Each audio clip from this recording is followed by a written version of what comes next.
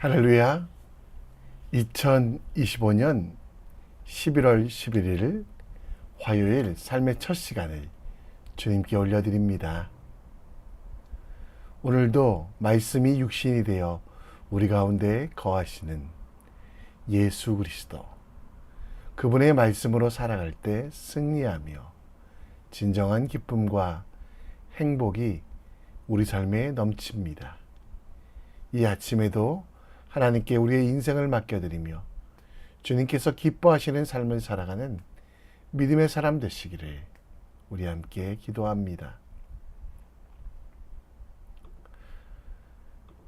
이 아침에 우리의 믿음을, 우리의 신앙을 사도신경을 통해 고백합니다. 전능하사 천지를 만드신 하나님 아버지를 내가 믿사오며 그 외아들 우리 주 예수 그리스도를 믿사오니 이는 성령으로 잉태하사 동정녀 마리아에게 나시고 본디오 빌라도에게 고난을 받으사 십자가에 못 박혀 죽으시고 장사한 지 사흘 만에 죽은 자 가운데 다시 살아나시며 하늘에 오르사 전능하신 하나님 우편에 앉아 계시다가 저리로서 산자와 죽은 자를 심판하러 오시리라. 성령을 믿사오며 거룩한 공회와 성도가 서로 교통하는 것과 죄를 사하여 주시는 것과 몸이 다시 사는 것과 영원히 사는 것을 믿사옵나이다. 아멘. 우리 함께 찬송 드립니다. 찬송가 10장입니다.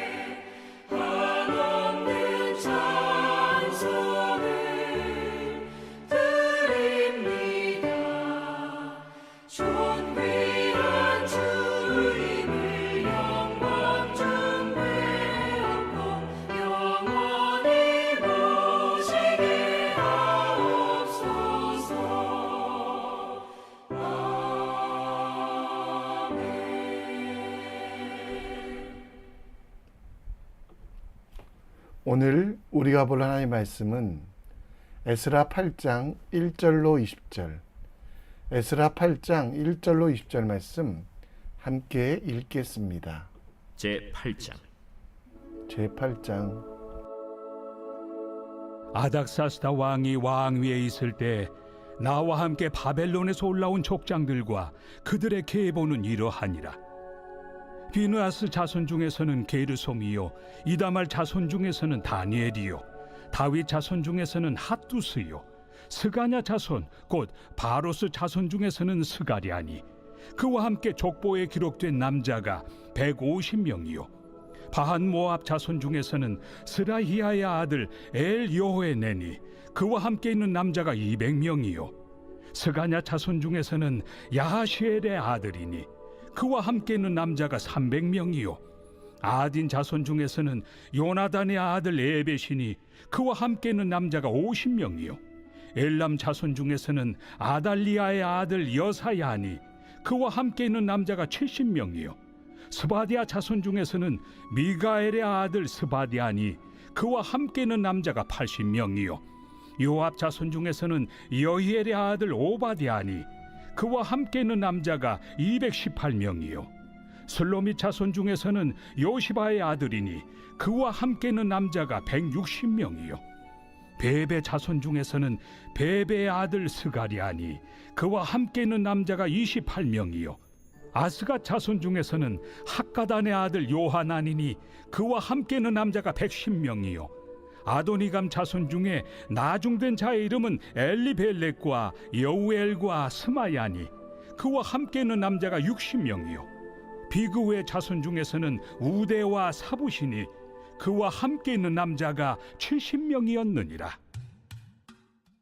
내가 무리를 아하와로 흐르는 강가에 모으고 거기서 3일 동안 장막에 머물며 백성과 제사장들을 살핀즉 그 중에 레위 자손이 한 사람도 없는지라 이에 모든 족장 곧 엘리에셀과 아리엘과 스마야와 엘라당과 야립과 엘라당과 나당과 스가랴와 무술람을 부르고 또 명철한 사람 요아립과 엘라단을 불러 가시비아 지방으로 보내어 그곳 족장 이또에게 나아가게 하고 이또와 그의 형제 곧 가시비아 지방에 사는 느디님 사람들에게 할 말을 일러주고 우리 하나님의 성전을 위하여 섬길 자를 데리고 오라 하였더니 우리 하나님의 선한 손에 도우심을 입고 그들이 이스라엘의 손자 레위의 아들 말리의 자손 중에서 한 명철한 사람을 데려오고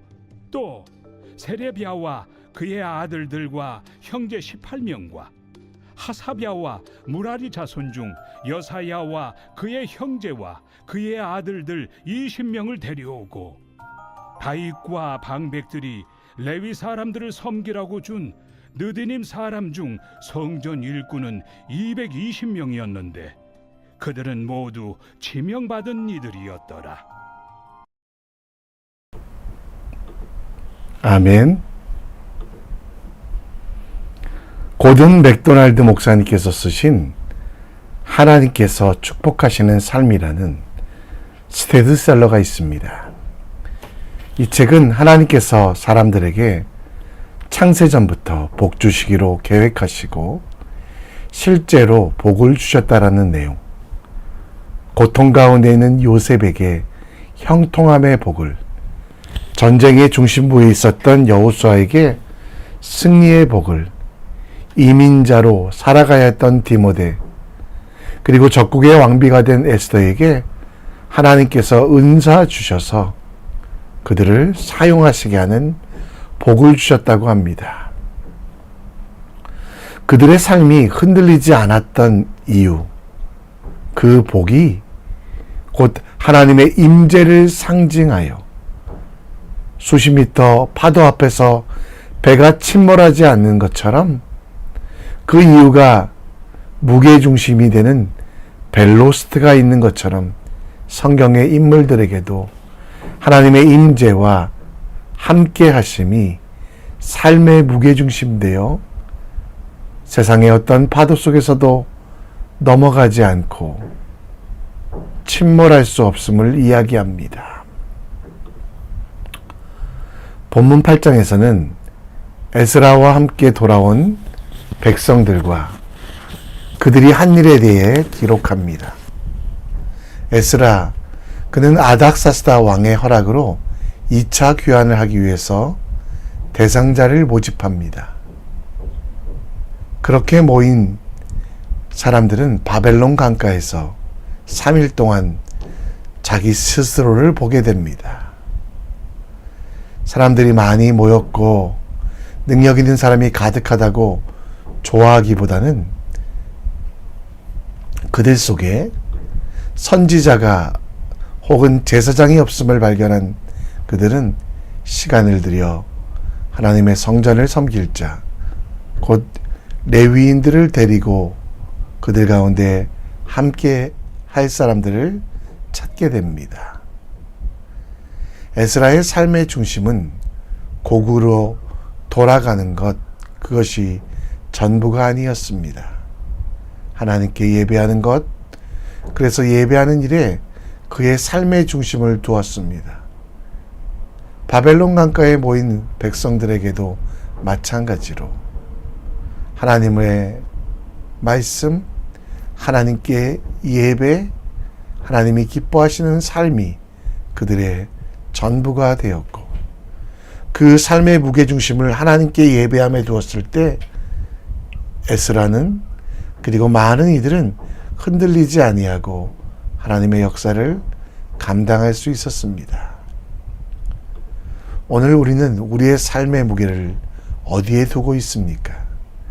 세상의 삶도 중요하고 하나님께서 맡기신 일도 중요하고, 그러나 그 모든 것들 속에 삶의 무게중심, 하나님이 우리 속에 거하시며 그 하나님을 찬양하는 것이 우리 인생의 전부가 되어야만 합니다.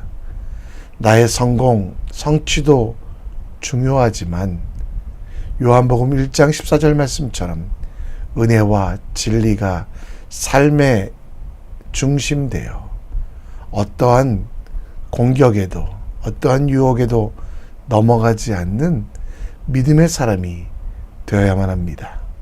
오늘 이 일을 꿈꾸며 에스라 8장 말씀을 통해 우리가 나아가야 될 길, 바라봐야 될 것이 무엇인지 함께 묵상해 보겠습니다. 1절 말씀에 보면 아닥사스다 왕이 왕위에 있을 때 나와 함께 바벨론에서 올라온 족장과 그들의 계보는 이러하니라. 포로로 잡혀갔던 이스라엘 백성들은 총 3차례 이스라엘로 다시 돌아오게 되는데요. 예루살렘으로 돌아왔던 첫 번째 사람은 스룹바벨과 백성들, 그리고 16년 동안이나 성전이 지어지지 않고 온전히 하나님의 일들이 이루어지지 않을 때 에스라가 다시 돌아오게 되고요. 그리고 하나님께서는 느헤미야를 보내셔서 무너진 성벽을 짓게 하셨습니다. 8장은 그들의 명단이 나오는데요. 바벨론으로 포로로 잡혀온 이스라엘 사람들이 천대와 박해 속에만 있었던 것이 아닙니다. 다니엘처럼 총리가 되기도 했고, 왕비 에스더의 친척 모르드게처럼 제국의 지도자가 된 사람도 있었습니다. 반대로 예루살렘 땅은 황폐하고 그들이 지켜줄 수 있는 것이 아무것도 없었습니다. 오히려 페르시아가 풍요와 번영이 가득한 땅. 그런데 에스라는 바벨론에게 포로 잡혀간 이들, 그곳에서 자리 잡은 이들을 설득하여 다시 예루살렘으로 돌아가 하나님의 성전을 세우고 백성의 삶을 살아가라고 이야기합니다. 그런데 오늘 1절 말씀 속에 주목할 단어가 있습니다. 뭐냐면 올라온이라는 단어입니다. 사람들의 생각이면 당시 바벨론은 최고의 나라이기 때문에 바벨론에서 예루살렘으로 간 사람들은 내려간 사람들입니다. 서울에서 지방으로 내려갈 때 내려간다고 하지 올라간다고 안 하지 않습니까? 지방에서 서울로 갈 때 내려간다고 하지 않고 올라간다고 하지 않습니까? 그것과 마찬가지로 당시 사람들의 생각대로라면 바벨론에서 예루살렘으로 내려가야 되는데, 오늘 백성의 삶은 내려가는 삶이 아니라 올라가는 삶, 곧 그들의 삶의 무게중심이 성전의 말씀에 하나님께 두었기 때문에 그들은 15절 말씀에 보면 흐르는 아하와 강가 바벨론 강가에서 모여서 3일 동안 장막에서 머물며 백성과 제사장들을 살핀즉 그중 레위 사람 한 사람도 없었기 때문에 레위 사람들을 불러 올라가는 삶, 성전으로 올라가는 노래를 부르며 하나님께서 기뻐하시는 삶으로 올라가고 있다라는 것입니다. 오늘 우리의 삶은 올라가는 삶입니까? 아니면 세상을 향해 내려가는 삶입니까? 하나님께서는 우리에게 산에 올라가서 라고 말하며 그 시온에서 하나님이 기뻐하시는 예배를 드리고 하나님께 영광 돌릴 때 하나님께서 가장 좋은 곳으로 주시겠다라고 말씀하시는데요. 여러분, 우리는 내려가는 삶이 아니라 곧 욕심과 죄가 내 중심에 있어 내 뜻대로 세상의 나라, 나의 제국을 만드는 내려가는 삶이 되지 말아야만 합니다. 학개 선지자의 말처럼 올라가는 삶, 내 삶에 하나님께서 임재하시어 그 뜻대로 살아가며 에스라와 백성들이 예루살렘으로 올라가기 위하여 부와 풍요를 바벨론의 삶을 버리고 하나님이 창조하신 목적대로 삶의 예배를 드렸던 그 올라가는 삶을 우리는 살아야만 합니다.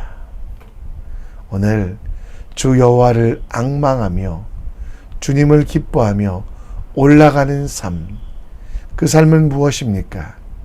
이사야서 40장 31절처럼 세상을 바라보며 욕심 부리는 삶이 아니라 여호와를 앙망하는 삶, 그것이 주님이 기뻐하시는 삶입니다. 독수리치며 올라감같이 다름질하여도 곤비하지 않고 걸어가도 피곤하지 않는 것, 곧 하나님의 영광을 위하여 올라가는 삶을 살아갑시다. 많은 일들을 해도 수많은 업적이 있어도 자기를 위한 것은 내려가는 삶입니다. 하나님께 예배하며 먹든지 마시든지 하나님께 영광 돌리고 그 올라가는 삶을 통해 하나님의 기쁨이 되는 것, 내려가는 삶은 편해 보입니다. 그러나 그것은 절망과 사망이 있음. 그래서 독수리처럼 올라가는 삶, 삶의 무게중심에 하나님께 두고 세상의 파도에 맞서 싸워가며 하나님의 영광, 하나님의 나라를 위하여 살아가는 우리가 되기 원합니다. 이럴까 저럴까 고민될 때 올라가는 삶을 선택하십시오. 영원히 천국에 살아가야 되기에 하나님의 말씀에 순종하고 그 뜻대로 헌신하는 믿음의 사람이 되길 우리 함께 기도합니다. 1절에 아닥사스다 왕이 왕위에 있을 때 에스라는 바벨론에서 편히 거하는 이들을 설득하여 예루살렘, 망해버린 예루살렘으로 가려고 합니다. 그런데 한 가지 문제가 발생합니다. 15절 말씀인데요. 아하와로 흐르는 강가에 모았습니다. 거기서 3일 동안 장막에서 머물며 백성과 제사장들을 살핀즉 그 중에 레위 사람이 한 사람도 없었다라고 합니다. 위에서도 말씀드렸듯이 삶의 질을 보면 바벨론에서 머무는 것이 훨씬 더 좋을 것입니다. 그러나 그들의 무게중심이 바뀌었습니다. 자기의 평안, 안위가 아니라 하나님께 예배함을 위하여. 그래서 그들은요, 레위 사람을 찾기 시작합니다. 바뀐 삶의 중심, 무게중심에 따라서 그들은 각 지방에 있는 바벨론에게 흩어져 있는 하나님을 위하여 섬길 자를 데려오라고 말했고요. 18절에는 우리 하나님의 선한 손에 도우심을 입고 이스라엘 자손 중에 명철한 사람과 또 레위인들을 데려와 성전을 섬기도록 했습니다. 이스라엘 백성들에게 필요한 것들을 점검하는 바벨론 강가, 아와 강가에서 기도했던 것, 하나님은 그 기도를 통해 그들에게 선한 손에 도우심을 주셨고, 그리고 그들이 해야 될 일들, 기뻐할 일들을 허락해 주셨습니다. 오늘 우리 삶 속에서 진짜 필요한 것이 무엇입니까? 하나님의 영, 곧 성령의 충만, 우리 속의 무게중심이 하나님 되게 하시는 것입니다. 그러기 위하여 우리가 해야 될 일은 기도입니다.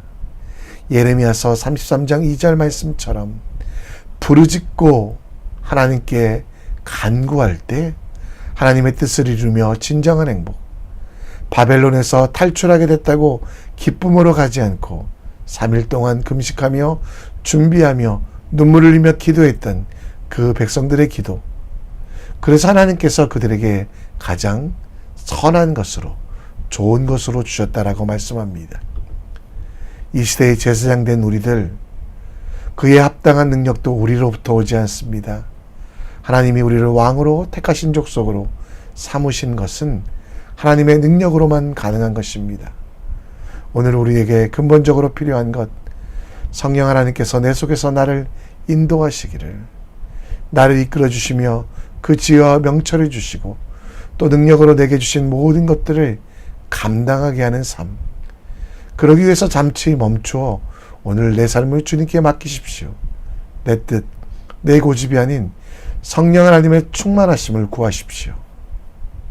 이 아침에도 잘 오셨습니다. 오늘도 승리의 길, 평안의 길을 걸어가기 위하여 삶의 무게중심을 옮기는 기도, 예수님께서도요, 사역을 시작하시기 전에 가장 많이 했던 것, 가장 먼저 했던 것, 마가복음 3장 1장 35절 말씀처럼 하나님과 대화하기 위하여 기도했고, 하나님께서 주시는 사명을 발견하여 삶의 무게중심을 하나님께 두기 위하여 기도했던 것, 바벨론 백성들이, 바벨론에서 돌아온 그들이 그 강가에서 기도했던 것처럼 우리도 어떤 일을 시작하기 전에 기도합시다. 기도는 멈추거나 후회하거나 뒤로 돌아서는 것이 아니라 하나님의 도우심을 경험하는, 하나님의 도우심의 손을 느끼는, 그 도우심의 손이 나를 새롭게 하며 변화시키는 삶의 무게중심이 온전하게 되는 우리 모두가 되길 함께 기도했으면 좋겠습니다. 오늘 시작하기 전에 하나님께 묻고 하나님이 바라시는 일들을 발견하는, 삶의 무게중심을 주님께 옮기는 기도하는 믿음의 사람 되길 우리 함께 기도합니다. 이 시간 다 같이 찬양합니다. 예수 늘 함께 하시네, 우리 함께 고백하는 텐데요. 오늘도 하나님 내 삶의 중심 되어 주셔서 흔들리지 않게 해주세요. 기도를 통해 주님의 뜻을 발견하게 해주세요. 함께 기도합니다.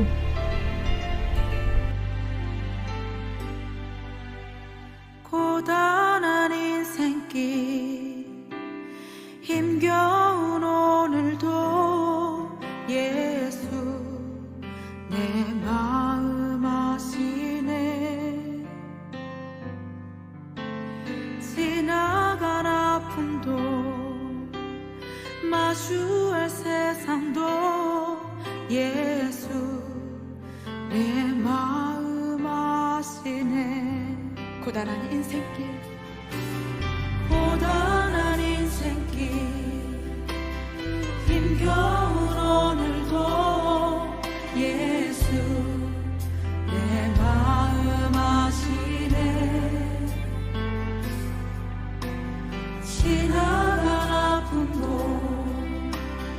마주할 세상도 예수 내 마음 아시네. 믿음의 눈 들어 주